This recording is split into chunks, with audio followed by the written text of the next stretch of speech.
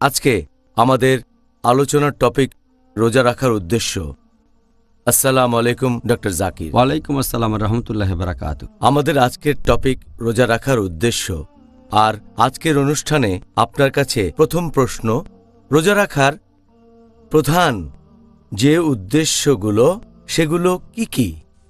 আলহামদুলিল্লাহ ওয়াসসালাতু ওয়াসসালাম আলা রাসূলিল্লাহ ওয়া আলা আলিহি ওয়া সাহবিহি আজমাইন, আম্মা বাদ। আউযু বিল্লাহি মিনাশ শাইতানির রাজীম, বিসমিল্লাহির রহমানির রহিম। রব্বি ইশরাহ লি সাদরি ওয়া ইয়াসসির লি আমরি ওয়াহলুল উকদাতাম মিন লিসানি ইয়াফকাহু কাওলি। রোজা রাখার অনেকগুলো উদ্দেশ্য আছে, এখানে প্রধান উদ্দেশ্যগুলো বলছি। 1 নম্বর হচ্ছে আল্লাহ সুবহানাহু ওয়া তাআলার সন্তুষ্টি অর্জন করা। 2 নম্বর হচ্ছে তাকওয়া অর্জন করা। তাকওয়া অর্জন করতে হবে, তার মানে আল্লাহকে মানা, ধার্মিকতা, ন্যায়নিষ্ঠতা। আর এভাবে বলা যায় যখন তাকওয়া অর্জন করবেন, তাকওয়ার উপরের স্তরে যাবেন, তখন অটোমেটিক্যালি আল্লাহর সন্তুষ্টি অর্জন করবেন। তাহলে প্রথম উদ্দেশ্যটা দ্বিতীয়টার মধ্যে পড়ে। 3 নম্বরটা হচ্ছে বেহেশতে যাওয়ার জন্য। রোজা রাখলে বেহেশতে যেতে পারি। 4 নম্বর হচ্ছে আমাদের গুনার প্রায়শ্চিত্ত করার জন্য। নম্বর 5 হচ্ছে আল্লাহর কাছ থেকে পুরস্কার পাওয়ার জন্য। 6 নম্বর হচ্ছে গুনাহ থেকে ক্ষমা পাওয়ার জন্য। যদি রোজা রাখি আল্লাহ আমাদের গুনাহ ক্ষমা করে দেবেন। 7 নম্বর হচ্ছে আশিফা অর্জন করা, অর্থাৎ রোজা আমাদের হয়ে কথা বলবে, আমাদের হয়ে মধ্যস্থতা করবে। যদি রোজা রাখি তাহলে শেষ বিচারের দিনে রোজা আমাদের পক্ষে কথা বলবে। নম্বর 8 সেটা হচ্ছে আল্লাহ সুবহানাহু ওয়া তাআলার অসীম দয়াকে অনুভব করা। 9 নম্বর আমাদের ইচ্ছা শক্তি আর সংকল্প বাড়ানো। 10 নম্বর হচ্ছে ভালো কাজের সওয়াব অর্জন। 11 নম্বর হচ্ছে আরও সৎ হওয়ার চেষ্টা। 12 নম্বর হচ্ছে নিজের আকাঙ্ক্ষাগুলোকে কমিয়ে ফেলা, নিজের চাহিদাগুলোকে কমিয়ে ফেলা। 13 নম্বর শয়তানের রাস্তা সংকীর্ণ করে দেয়া। রোজা রাখলে শয়তানের রাস্তা সংকীর্ণ হয়ে যায়। 14 নম্বর এটা ঢাল হিসেবে কাজ করে। রোজা হলো মুমিনদের জন্য ঢাল। 15 নম্বর হচ্ছে মিথ্যে কথা থেকে বিরত থাকা। আর 16 নম্বর মিথ্যে কাজ থেকে নিজেকে বিরত রাখা। এগুলো রোজা রাখার প্রধান উদ্দেশ্য। জাযাকাল্লাহ খায়ের ডক্টর জাকির। রোজার প্রধান উদ্দেশ্যগুলো জানলাম, আর আমরা চেষ্টা করব সবগুলো উদ্দেশ্য নিয়ে আলোচনা করতে, যদি সময় থাকে অবশ্যই ইনশাল্লাহ। এখন একজন লোক যদি রোজা রাখে তাহলে সে কি রোজা রাখার সবগুলো উদ্দেশ্য অর্জন করতে সক্ষম হয়? যদি কেউ সত্যি রোজা রাখে, সঠিক নিয়ম অনুযায়ী সবগুলো শর্ত মেনে, ইনশাআল্লাহ সে সবগুলো উদ্দেশ্য অর্জন করতে পারবে। তবে সাধারণত আমরা দেখি আশেপাশে যেসব মানুষ রোজা রাখে তারা উদ্দেশ্যগুলো অর্জন করতে পারে না। কেন? যখন কেউ কাজ করে সেটার মধ্যে দুটো দিক থাকে। একটা হচ্ছে সেই কাজের পদ্ধতি, আর দ্বিতীয় হচ্ছে উদ্দেশ্য। যেমন ধরেন আমরা সবাই খাওয়া দাওয়া করি, আমরা কেন খাই? প্রথমটা হচ্ছে খাওয়ার পদ্ধতি, দ্বিতীয় হচ্ছে খাওয়ার উদ্দেশ্য। এই কাজটার উদ্দেশ্য কি? এখন খাওয়ার পদ্ধতির কথা যদি বলেন, এর মধ্যে 4টা অংশ। প্রথমে তৈরি করতে হবে, তারপর মুখের ভেতরে দেবেন, এরপর মুখের সেই খাবারটাকে চিবাবেন, 4 নম্বর খাওয়াটাকে গলা দিয়ে নিচে নামিয়ে দেবেন। তবে কাজটার উদ্দেশ্য হচ্ছে শরীরটাকে টিকিয়ে রাখা, উদ্দেশ্য বেঁচে থাকা। মানুষ প্রধানত খাওয়া দাওয়া করে থাকে স্বাস্থ্যগত কারণে আর বাঁচার জন্য। তবে এই প্রধান কাজগুলোর সাথে আরও কিছু কাজ, আরও আনুষঙ্গিক কাজ আছে। যদি সেগুলো না করা হয় তাহলে উদ্দেশ্যটা অর্জন করা যাবে না। যেমন ধরেন কেউ হাতে বালি নিল অথবা মাটি, সেটা খাবারের মতো তৈরি করে মুখের ভেতর দিয়ে সেটা চিবোলো, তারপর গলা দিয়ে নামিয়েও দিল। সে কি উদ্দেশ্য অর্জন করতে পারবে? তার শরীর কি ভালো থাকবে? সে কি বেঁচে থাকবে? তাহলে এটার সাথে কিছু আনুষঙ্গিক কাজও থাকে।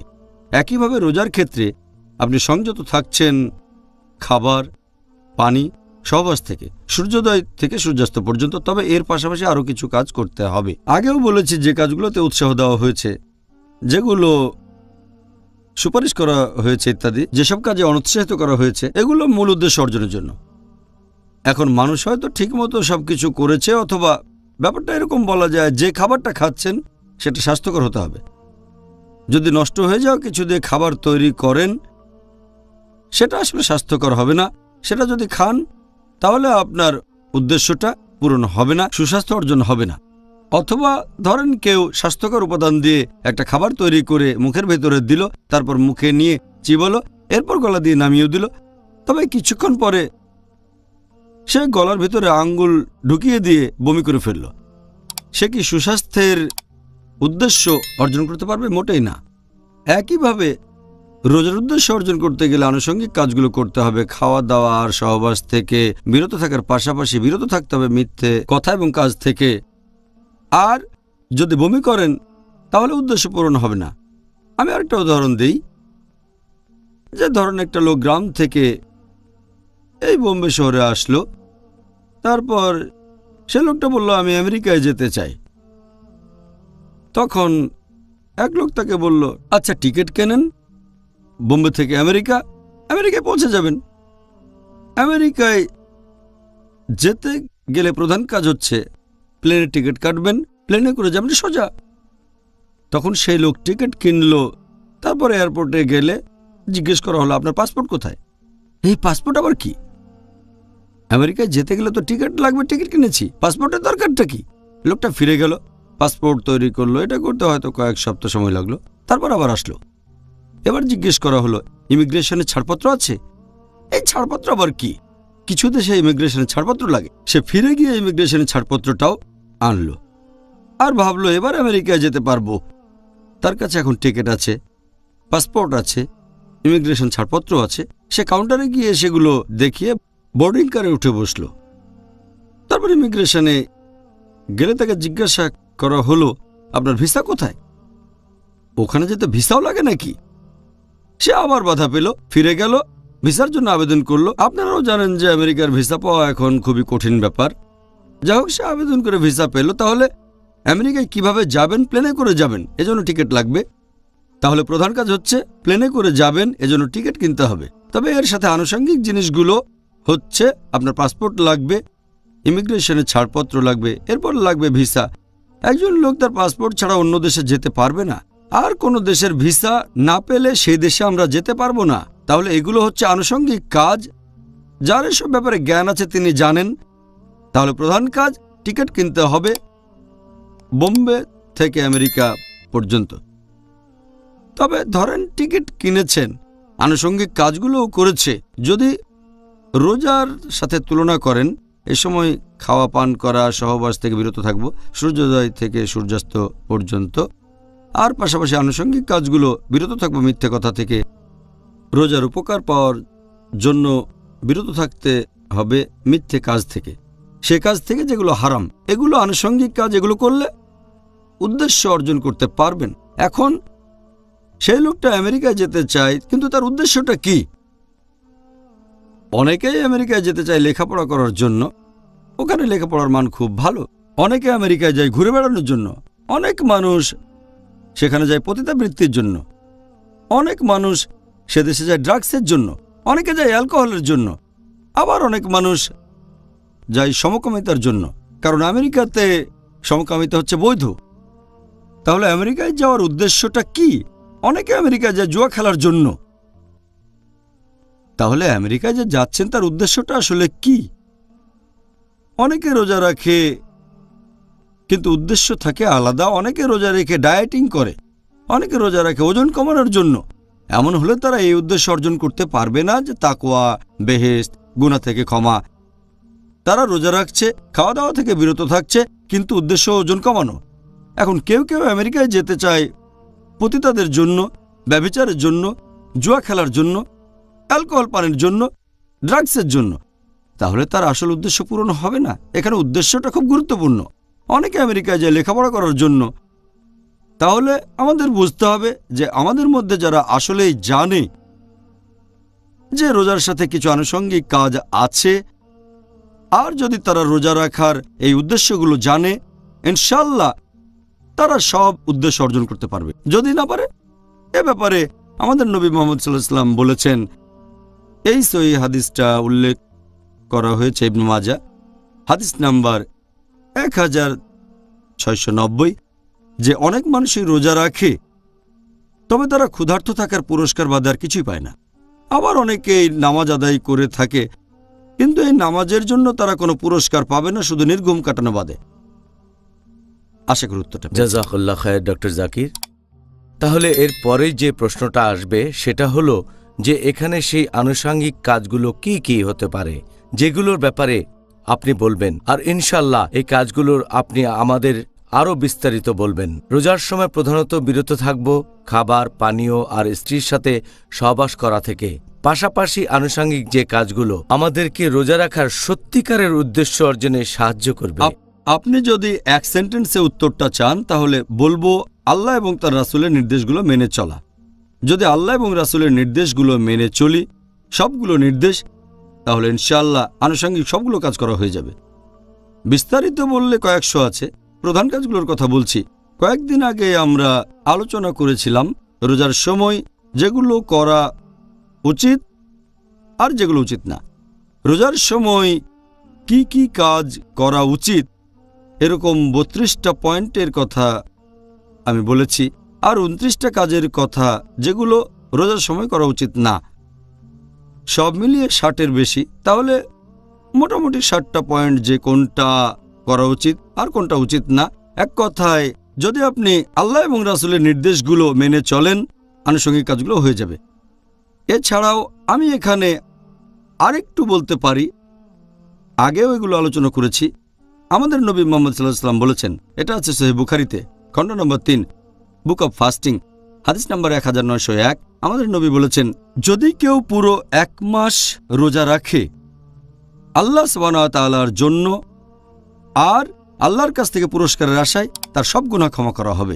তাহলে প্রথম উদ্দেশ্য হতে হবে আল্লাহ সুবহানাহু ওয়া তাআলার জন্য, আর আমরা রোজা রাখবো আল্লাহর কাছ থেকে পুরস্কার পাওয়ার আশায়। এছাড়া সহিহ হাদিসে উল্লেখ করা হয়েছে, খণ্ড নম্বর 3, বুক অব ফাস্টিং, হাদিস নাম্বার 1894। আমাদের নবী বলেছেন যে রোজা হচ্ছে ঢাল। এই কথাটা সহিহ বুখারীতে আরও একবার আছে, খণ্ড নম্বর 3, বুক অব ফাস্টিং, হাদিস নাম্বার 1904।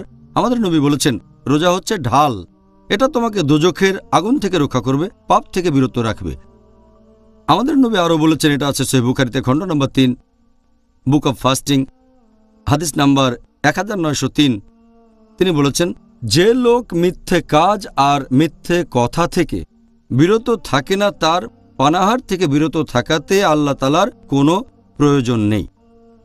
এখানে এই হাদিসটাতে রোজার সময়ে আনুষঙ্গিক কাজগুলো কি কি সেটাই বলা হয়েছে।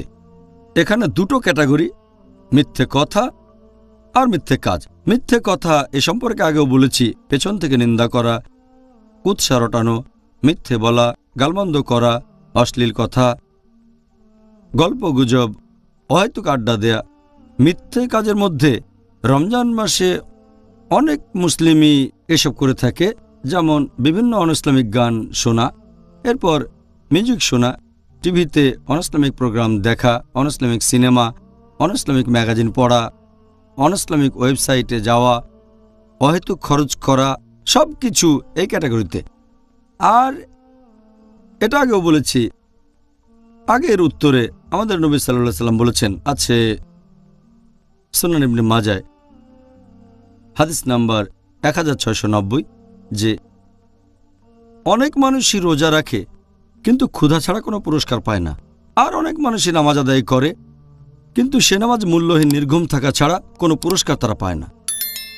আমাদের প্রিয় নবী আরও বলেছেন, এটা আছে সুনান ইবনে মাজাহ, হাদিস নাম্বার 4250, যে কেউ যদি তার করা পাপ কাজগুলোর জন্য ক্ষমা প্রার্থনা করে তাহলে ধরা হবে সে এই পাপটা করেনি। এই রমজান মাসে ক্ষমা প্রার্থনা করতে পারেন, আর ইনশাআল্লাহ আল্লাহ আমাদের গুনাহ ক্ষমা করবেন। এছাড়াও আরেকটা হাদিস আছে মাসনাদ আহমেদে, হাদিস নাম্বার 6626, যে দুটো জিনিসকে তোমাদের মধ্যস্থতাকারী হিসেবে ধরা হবে, রোজা এবং কোরআন। সে সময় রোজা বলবে যে এই মানুষ আমার জন্য পানাহার ও সহবাস থেকে বিরত থেকেছে, আমি এর পক্ষে কথা বলবো। আর পবিত্র কোরআন বলবে যে এই মানুষ পবিত্র কোরআন পড়েছে, তাকে ঘুমাতে দেইনি আমি, তাই আমি এর পক্ষে কথা বলবো। তাহলে কোরআন এবং রোজা আমাদের পক্ষে কথা বলবে শেষ বিচারের দিন, আর ইনশাল্লাহ আমরা বেহেশতে যেতে পারবো। মাশাআল্লাহ, আল্লাহ যেন এটা সহজ করে দেন, যাতে আমরা রমজান মাস আর রোজা রাখার সর্বোচ্চ উপকারিতা পেতে পারি ইনশাআল্লাহ। পরের প্রশ্ন এটা হলো আল্লাহ সুবহানাহু ওয়া তাআলার একটা কথার প্রসঙ্গে। আল্লাহ সুবহানাহু ওয়া তাআলা বলেছেন, এটা রয়েছে একটা সহিহ হাদিসে, যে রোজা এটা আমার জন্যে আর এটার পুরস্কার আমি নিজে দেব। আল্লাহ তাআলার এই কথাটাকে আপনি কিভাবে ব্যাখ্যা করবেন? এরকম অনেক সহিহ হাদিস আছে যেখানে নবী মুহাম্মদ সাল্লাল্লাহু আলাইহি ওয়াসাল্লাম বলেছেন যে আল্লাহ এই কথা বলেছেন। এটার উল্লেখ আছে সহিহ বুখারীতে, খণ্ড নম্বর 3, বুক অব ফাস্টিং, হাদিস নম্বর 1894 এবং হাদিস নম্বর 1904। আল্লাহ বলেছেন, আদম সন্তানেরা যে কাজগুলো করে সেগুলো নিজেদের জন্য, শুধু রোজা রাখা বাদে এটা আমার জন্য। তাহলে এটার মানে ইবাদতের অন্যান্য কাজগুলো, হোক সেটা নামাজ, হোক সেটা যাকাত অথবা হজ করা, এই কাজগুলো শুধু লোক দেখানো করতে পারেন। কেউ এটা করতে পারে দেখানোর জন্য, লোককে দেখানোর জন্য সে নামাজ পড়তে পারে, তারপর লোককে দেখানোর জন্য যাকাত দেয়, হজে যায়। তবে রোজা রাখার কথা যদি বলেন, একজন মানুষ সহজেই রান্নাঘরে গিয়ে কিছু খেতে পারে, কেউ তাকে দেখতে পাবে না যে সে কিছু খেয়েছে। যদি সত্যিই রোজা রাখবেন আল্লাহ সুবহানাহু ওয়া তাআলার জন্য, এটা লোক দেখানোর জন্য না, সুনাম পাওয়ার জন্য না। এজন্যই আল্লাহ তাআলা বলেছেন, আদম সন্তানেরা যেসব কাজ করে সেগুলো নিজেদের জন্য, তবে রোজা রাখা আমার জন্য। এ কারণেই একটা হাদিস এটার উল্লেখ আছে সুনান আল নিসাইতে, বুক অব ফাস্টিং, হাদিস নাম্বার 2223, যে নবীর একজন সহচর আবু উমামা রাদিয়াল্লাহু আনহু, তিনি নবীর কাছে এসে জিজ্ঞেস করলেন, আমি এমন কোন কাজ করতে পারি যেটা করলে আল্লাহ সেটা কবুল করবেন আর আল্লাহ তাআলার কাছে প্রিয় হব? নবী বললেন যে তুমি রোজা রাখো। রোজা রাখতে বললেন। নবী তাকে রোজা থাকার জন্য উপদেশ দিলেন।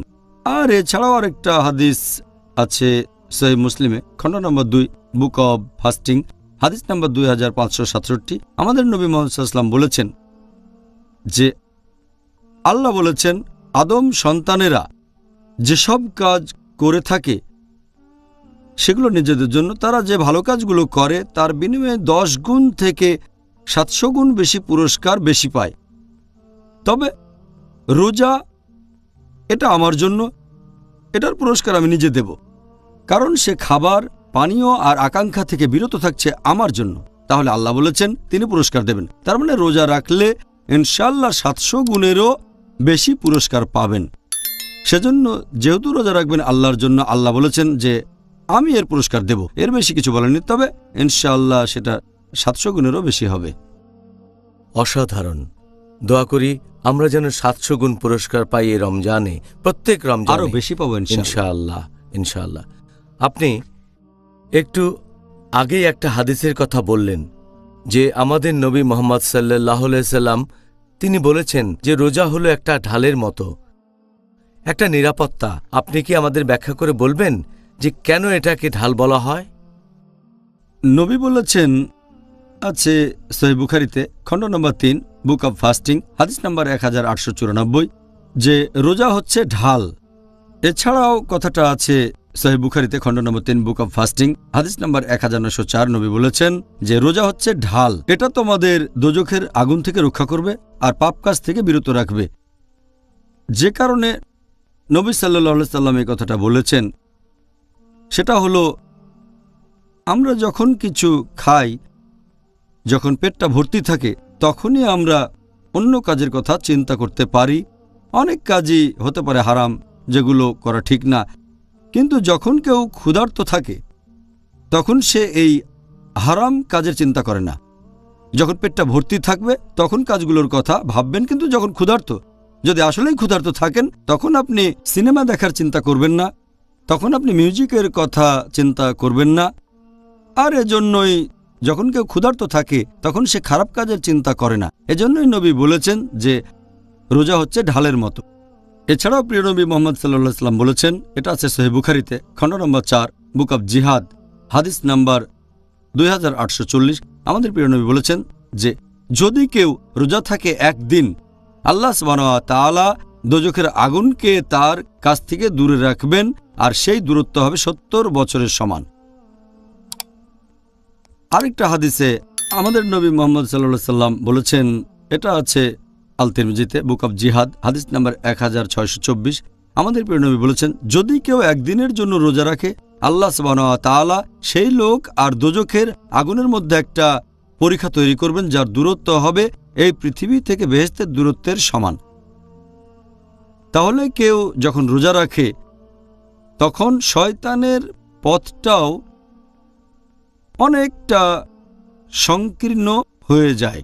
এজন্যই রোজা আমাদের বিরত রাখে খারাপ কাজ থেকে, মিথ্যা কাজ থেকে, মিথ্যা কথা থেকে। আর এই জন্যই নবী বলেছেন এটা হচ্ছে ঢাল। আমি আরেকটা হাদিস বলি, এটা আছে সহিহ বুখারীতে, খণ্ড নম্বর ৩, বুক অব ফাস্টিং, হাদিস নম্বর 1905। নবী বলেছেন যে তোমাদের মধ্যে যাদের বিয়ে করার সামর্থ্য আছে তারা বিয়ে করে ফেলো, কারণ এতে করে তোমরা দৃষ্টি সংযত রাখবে, লজ্জাস্থানের হেফাজত করবে। কিন্তু যারা বিয়ে করতে পারবে না তারা রোজা রাখবে, এতে সংযত থাকবে। তার মানে রোজা রাখলে বেশ কিছু পাপকাজ থেকে মুক্তি পাবেন, যেমন না মাহরামের দিকে তাকাবেন না, দৃষ্টি সংযত রাখবেন, আপনার মনও তখন কোনো রকম খারাপ কাজে ঝুঁকে পড়বে না, যেমন ব্যভিচার, অবাধ যৌনাচার। আপনি যদি ক্ষুধার্ত থাকেন তাহলে এই কাজগুলোর কথা চিন্তা করবেন না। এজন্য নবী বলেছেন রোজা হলো একটা ঢাল। এই সুন্দর উত্তরের জন্য অনেক ধন্যবাদ ডাক্তার জাকির। এটা জানা আমাদের সবার জন্যই উপকারী হবে, আর আমি নিশ্চিত দর্শক ভাই বোনেরাও এটা বুঝতে পেরেছেন। আপনার কাছে আমাদের পরের যে প্রশ্নটা, সেটা রোজা রাখার প্রধান একটা উদ্দেশ্য নিয়ে, তাকওয়া। আমি যতদূর বুঝি এটা হলো আল্লাহকে ভয় করা, আল্লাহকে মেনে চলা। আপনি কি এই তাকওয়ার ধারণাটা একটু ব্যাখ্যা করে বলবেন, যাতে করে আমরা সর্বোচ্চ উপকারিতা নিতে পারি আর যাতে আমরা আরও ভালোভাবে রোজা রাখতে পারি? তাকওয়ার ব্যাপারে যদি কিছু বলতে হয়, আমি একটা উদাহরণ দিই।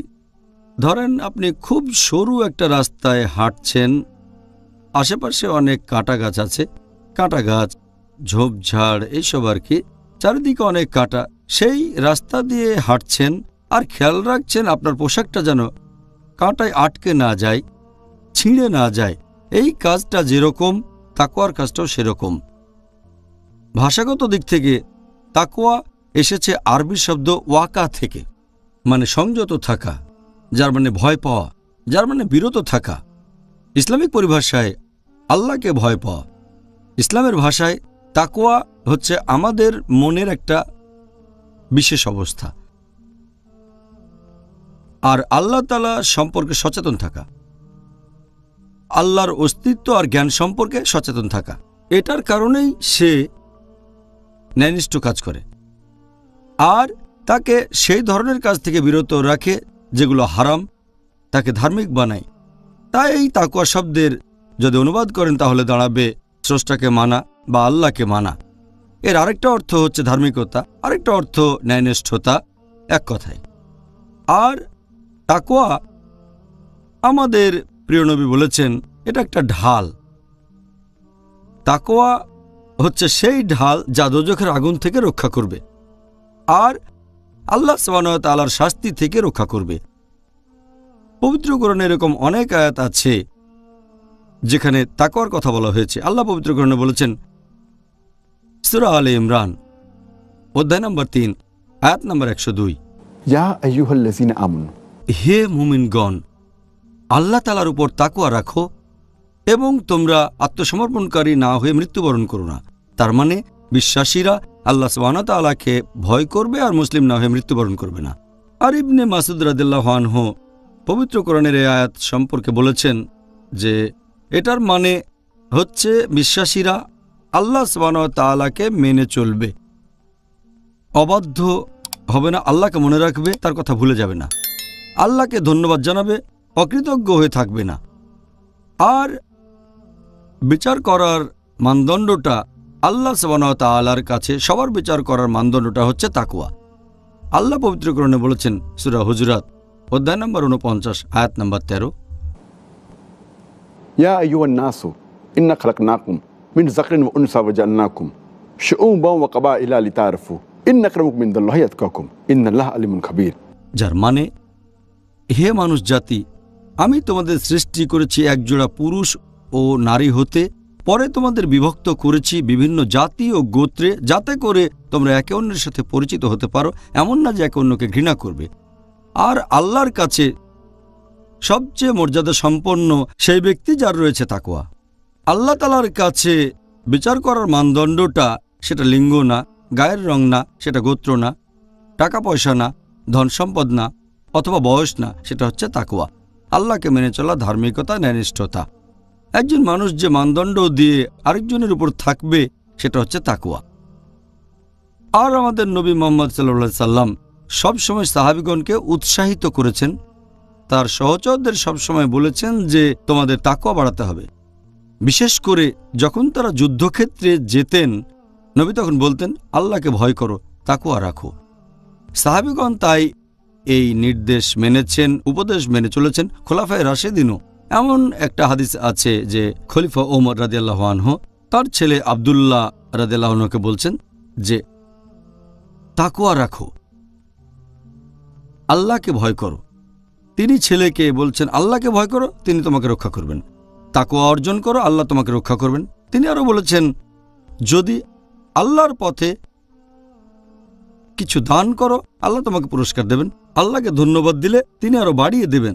তাহলে বুঝতে পারছেন, কোরআনের অনেক আয়াত আছে যেখানে আল্লাহ তাকওয়া সম্পর্কে বলেছেন।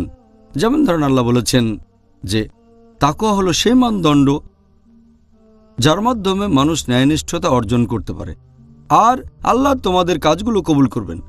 আল্লাহ পবিত্র কোরআনে বলেছেন সূরা আহজাব অধ্যায় নম্বর 33 আয়াত 70 ও 71, ইয়া আইয়ুহাল্লাযীনা আমানু, হে মুমিনগণ, আল্লাহর উপর তাকওয়া রাখো, আল্লাহকে ভয় করো। আর যারা আল্লাহ এবং তার রাসূলকে মেনে চলবে তারা হবে সেই দলে যারা অনেক পুরস্কার পাবে আর যারা মহাসাফল্য অর্জন করবে। একই কথা আল্লাহ আবারও বলেছেন সূরা মাইদা অধ্যায় নম্বর 5 আয়াত নম্বর 27। আল্লাহ বলেছেন, আল্লাহ সুবহানাহু ওয়া তাআলা তাদের কাজ কবুল করবেন যারা মুত্তাকি, আল্লাহকে ভয় করে। তার মানে আল্লাহ সুবহানাহু ওয়া তাআলা সেই সব লোকের কাজ কবুল করবেন যাদের আছে তাকওয়া। 2 নম্বর পয়েন্ট, যেসব লোকের তাকওয়া আছে তারা আল্লাহর সন্তুষ্টি অর্জনের চেষ্টা করে। আর আল্লাহ বলেছেন সূরা হুজুরাত অধ্যায় 49 আয়াত 13 যে আল্লাহর কাছে সেই ব্যক্তি সবচেয়ে মর্যাদা সম্পন্ন যে ব্যক্তির রয়েছে তাকওয়া।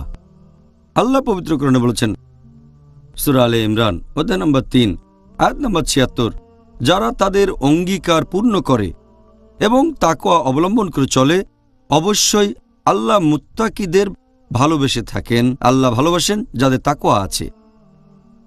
তাকওয়ার ব্যাপারে 3 নম্বর পয়েন্টটা হচ্ছে, আল্লাহ পবিত্র কোরআনে বলেছেন যে তাকওয়ার কারণে আল্লাহ তোমাদের গুনার শাস্তি কমিয়ে দেবেন আর পুরস্কার বাড়িয়ে দেবেন। আল্লাহ পবিত্র কোরআনে বলেছেন সূরা তালাক অধ্যায় নম্বর 65 আয়াত নম্বর 5 যে কেউ যদি দায়িত্ব পালন করে আর তাকওয়া রাখে, আল্লাহ সুবহানাহু ওয়া তাআলা তার পাপ মোচন করবেন, ক্ষমা করবেন তার পাপ এবং পুরস্কার বাড়িয়ে দেবেন। তাকওয়ার ব্যাপারে কোরআনের 4 নম্বর পয়েন্টটাতে বলা হয়েছে যে যেসব লোকের তাকওয়া আছে আল্লাহ তাআলা তাদের সরল পথে রাখেন, সেই পথ থেকে বিচ্যুত হতে দেন না। আল্লাহ তাআলা পবিত্র কোরআনে বলেছেন সূরা আনফাল অধ্যায় নম্বর 8 আয়াত নম্বর 29, ইয়া আইয়ুহাল্লাযীনা আমানু, হে মুমিনগণ, তাকওয়া রাখো এবং আল্লাহ তোমাদের দেবেন ফুরকান।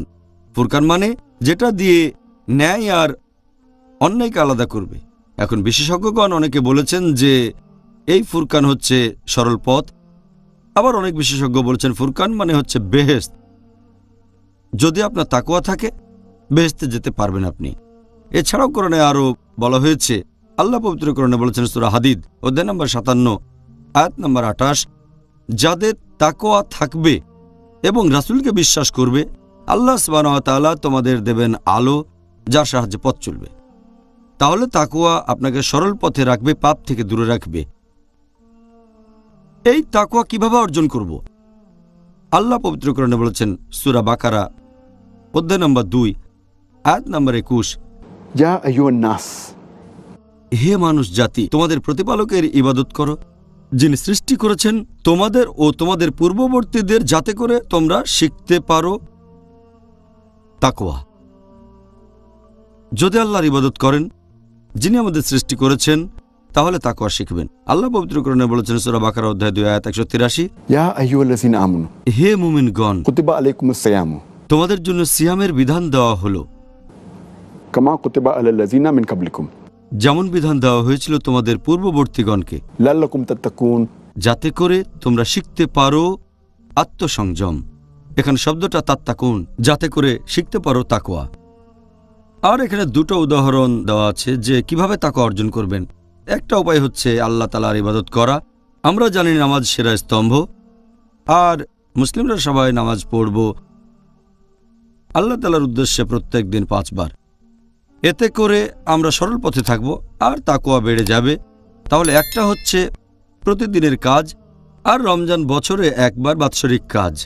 আমাদের শরীরে প্রতি বছর একবার সার্ভিসিং করা লাগে, সব মেশিনেরই সার্ভিসিং দরকার হয়, কোথাও মাসে একবার, কোথাও 3 মাসে একবার, কোথাও বছরে একবার। যদি মানুষকে একটা মেশিন বলে ধরেন আপনি, এটা হচ্ছে পৃথিবীর সবচেয়ে জটিল মেশিন, এর কি সার্ভিসিং লাগে না? তাহলে রমজান হচ্ছে আমাদের মানুষের শরীরের সার্ভিসিং। আবার ধরেন শরীরের পাশাপাশি আত্মারও বছরে একবার, এই পবিত্র রমজান মাসে। আর এতে করে তাকওয়া বৃদ্ধি পায়, আল্লাহকে আরো বেশি করে মানবেন, ধার্মিকতা, ন্যায়নিষ্ঠতা এগুলোও বেড়ে যাবে। আর একটা উদাহরণ দিচ্ছি। একবার এক সাহাবা, সামনে রমজান মাস, মক্কায় তখন খুব গরম, সেই সাহাবা তখন তায়েফে যাচ্ছিলেন রমজান শুরু হওয়ার কয়েকদিন আগে। আর একজন বেদুইন উল্টো দিকে যাচ্ছে তায়েফ থেকে মক্কার দিকে। সাহাবা তাকে বললেন, রমজানের সময় মক্কার গরমটাকে তোমার ভয় লাগছে না? বেদুইন বলল, আমি তো দোজখের আগুনের গরম থেকে পালাচ্ছি। এমন ছিল তাদের তাকওয়া। এই হলো তাকওয়ার একটা উদাহরণ। কে ন্যায়নিষ্ঠ? আল্লাহ পবিত্র কোরআনে বলেছেন সূরা হজ অধ্যায় নম্বর 22 আয়াত নম্বর 32, যে আল্লাহ তাআলার নির্দেশগুলোকে সম্মান করবে, সেই হলো তাকওয়া সম্পন্ন ব্যক্তি। আল্লাহ আরো বলেছেন সূরা বাকারা অধ্যায় নম্বর 2 আয়াত নম্বর 204, যে কিছু মানুষের কথাবার্তা শুনে তোমরা চমৎকৃত হবে এবং তারা বলবে আল্লাহ তাআলার নামে শপথ করে তাদের মন পরিষ্কার, কিন্তু আল্লাহ জানেন তারা আসলে মানুষ জাতির সবচেয়ে বড় শত্রু। আল্লাহ পবিত্র কোরআনে বলেছেন, তিনি এখানে আউলিয়া অর্থাৎ আল্লাহর বন্ধুদের কথা বলেছেন। আল্লাহ বলেছেন সূরা ইউনুস অধ্যায় নম্বর 10 আয়াত 62 ও 63, যে সকল মানুষ তাকওয়া অবলম্বন করে তারা আল্লাহ সুবহানাহু ওয়া তাআলার আউলিয়া। আউলিয়া মানে আল্লাহ সুবহানাহু ওয়া তাআলার বন্ধু। তার মানে যেসব লোকজন আল্লাহ তাআলাকে ভয় করে, আল্লাহকে ভালোবাসে, তারা হলো সেই ব্যক্তি যারা আল্লাহ তাআলার আউলিয়া। আল্লাহ আরও বলেছেন সূরা আনফাল অধ্যায় 8 আয়াত 34, আল্লাহ বলেছেন, কিন্তু তাদের বেশিরভাগই এটা জানে না। তাহলে এরকম কয়েকটা আয়াতে, পাশাপাশি অনেক আয়াতেই আল্লাহ তাআলা তাকওয়া অর্জনের ব্যাপারে বলেছেন। আল্লাহ যেন আমাদের পুরো তাকওয়া অর্জনের সামর্থ্য দেন এই রমজানে, ইনশাআল্লাহ। আমিন। সবাই যেন পারি, ইনশাআল্লাহ। আমিন। রোজা রাখার মাধ্যমে আমরা কিভাবে বেহেশতে যেতে পারি, মানে জান্নাতে? রমজান মাসের রোজার মাধ্যমে আমরা বেহেশতে যেতে পারি। এটা আমি আগেও বলেছি। আল্লাহ পবিত্র কোরআনে বলেছেন সূরা বাকারা অধ্যায় নম্বর 2 আয়াত নম্বর 183, লাআল্লাকুম তাত্তাকুন, যাতে তোমরা শিখতে পারো আত্মসংযম। তার মানে তাকওয়া অর্জন করবেন, এটাই আপনাকে বেহেশতে নিয়ে যাবে। সেজন্য আল্লাহ পরের আয়াতে বলেছেন সূরা বাকারা অধ্যায় 2 আয়াত 184, রোজা পালনই তোমাদের জন্য ভালো যদি তোমরা এটা জানতে। তার মানে রোজা রাখাটা ভালো। আর আল্লাহ বলেছেন সূরা আহজাব অধ্যায় নম্বর 33 আয়াত নম্বর 35, ইন্নাল মুসলিমিনা ওয়াল মুসলিমাতি, মুসলিম পুরুষ এবং নারী, ওয়াল মুমিনিনা ওয়াল মুমিনাতি, মুমিন পুরুষ এবং নারী, ওয়াল কানিতিনা ওয়াল কানিতাতি, অনুগত পুরুষ এবং অনুগত নারী, ওয়াস সাদিকিনা ওয়াস সাদিকাতি, সত্যবাদী পুরুষ এবং নারী, ওয়াস সাবিরিনা ওয়াস সাবিরাতি, ধৈর্যশীল পুরুষ এবং ধৈর্যশীল নারী, ওয়াল খাশিইনা ওয়াল খাশিয়াতি, বিনীত পুরুষ এবং বিনীত নারী, ওয়াল মুতাসাদ্দিকিনা ওয়াল মুতাসাদ্দিকাতি, দানশীল পুরুষ এবং দানশীল নারী, ওয়াস সাইমিনা ওয়াস সাইমাতি, সাওম পালনকারী পুরুষ এবং নারী, ওয়াল হাফিজিনা ফুরুজুহুম ওয়াল হাফিজাতি, লজ্জাস্থানের হেফাজতকারী পুরুষ এবং নারী, ওয়াল যাকিরিনাল্লাহ ওয়া যাকিরাতি, আল্লাহকে অধিক স্মরণকারী পুরুষ এবং আল্লাহকে অধিক স্মরণকারী নারী, আ'আদাল্লাহু লাহুম মাগফিরাতান ওয়া আজরান আযীমা। তাদের জন্য আল্লাহ তাআলা রেখেছেন ক্ষমা এবং অনেক পুরস্কার। এই পুরস্কার হচ্ছে বেহেশত।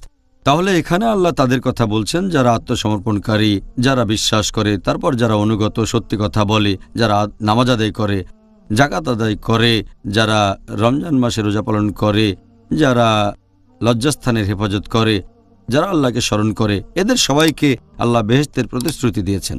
তাহলে এই আয়াতটা বেহেশতের কথা বলছে। এছাড়া একটা সহিহ হাদিস আছে মাসনাদ আহমেদে, খণ্ড নম্বর 1, হাদিস নম্বর 1661। আমাদের নবী মুহাম্মদ সাল্লাল্লাহু আলাইহি সাল্লাম বলেছেন, যে মহিলা প্রতিদিন 5 ওয়াক্ত নামাজ পড়ে, রোজা রাখে, লজ্জাস্থানের হেফাজত করে এবং স্বামীকে মেনে চলে, সে বেহেশতে যেতে পারবে। আর নবী সাল্লাল্লাহু আলাইহি সাল্লামের আরেকটা হাদিস, এটা আছে তিরমিজিতে, বুক অব সাপ্লিকেশন, হাদিস নম্বর 3545। একবার মুহাম্মদ সাল্লাল্লাহু আলাইহি সাল্লাম একটা মিম্বরের উপরে উঠে বললেন, আমিন আমিন আমিন 3 বার। সাহাবীগণ জিজ্ঞেস করলেন, আপনি আমিন বললেন কেন?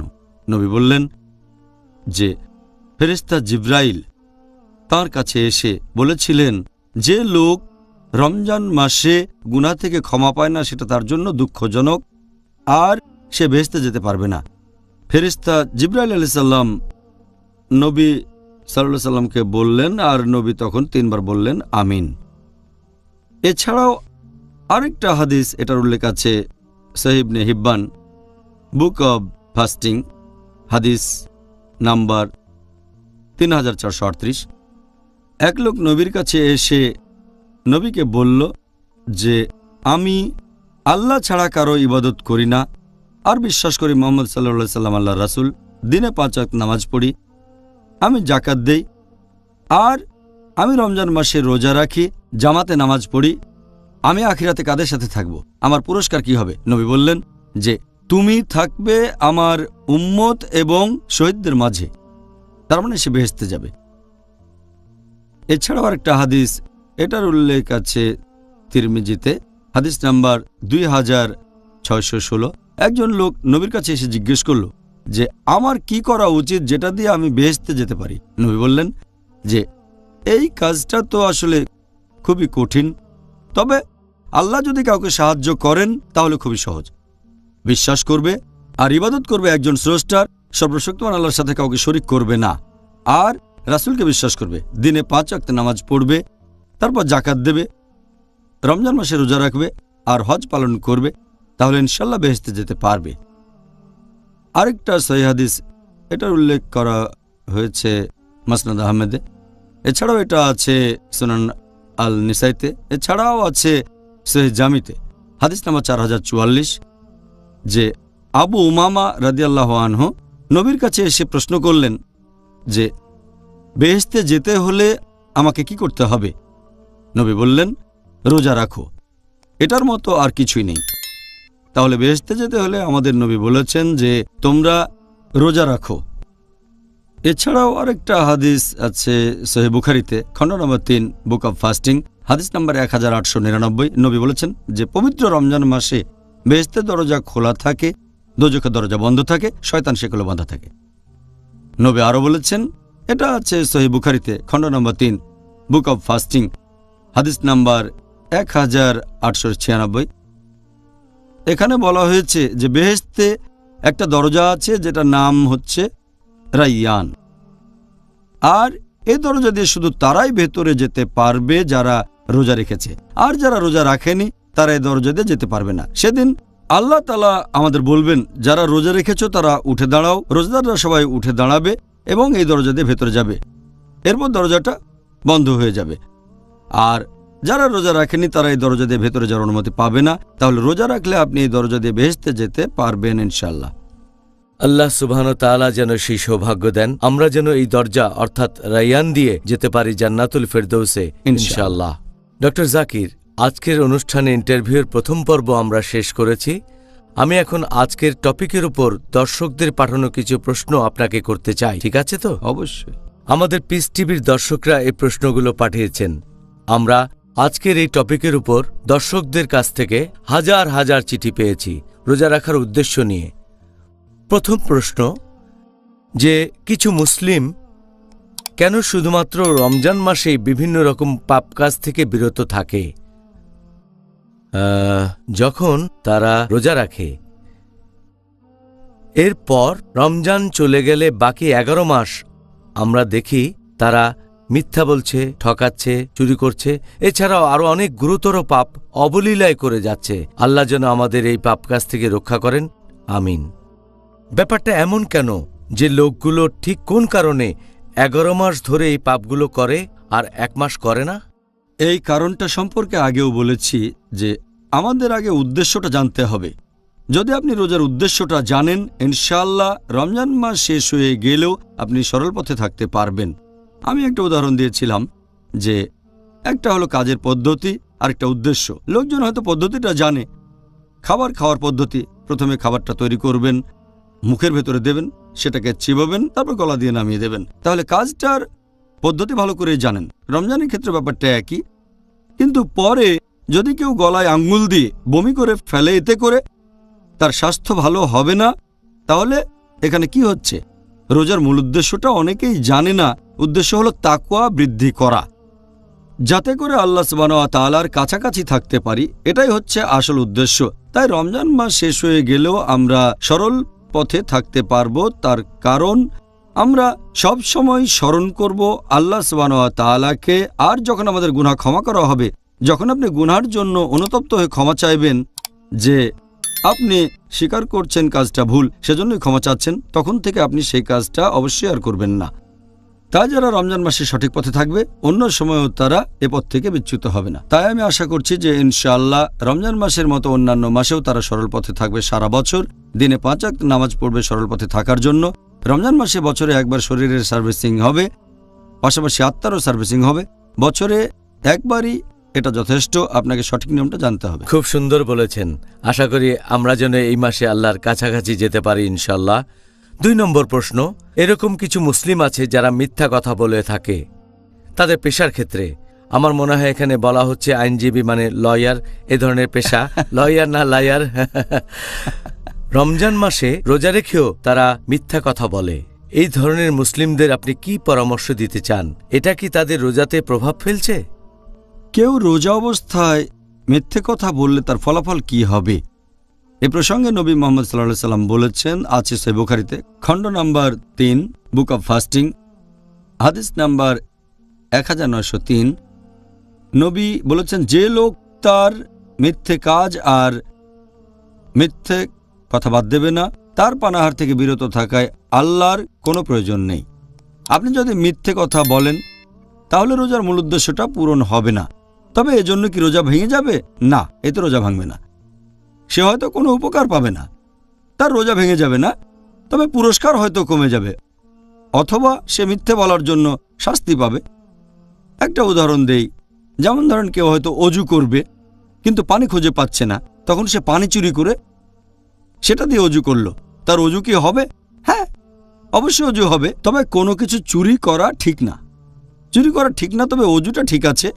একইভাবে রোজার ক্ষেত্রেও মিথ্যে বলা হারাম রোজা অবস্থায়, তবে এজন্য রোজা ভাঙবে না থিওরিটিক্যালি।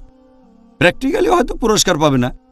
একইভাবে কেউ যদি হজ করার জন্য নিয়ত করে আর সেজন্য চুরি করে অথবা এমন কোনো উপায়ে টাকাটা জোগাড় করে যেটা হারাম, যেমন রিবার মাধ্যমে, তারপর হজে গিয়ে সে সব নিয়ম পালন করল, তার হজ করা ঠিক আছে, কিন্তু তার টাকা জোগাড় করা ঠিক নেই, হতে পারে চুরি করে অথবা রিবার মাধ্যমে সে জোগাড় করেছে।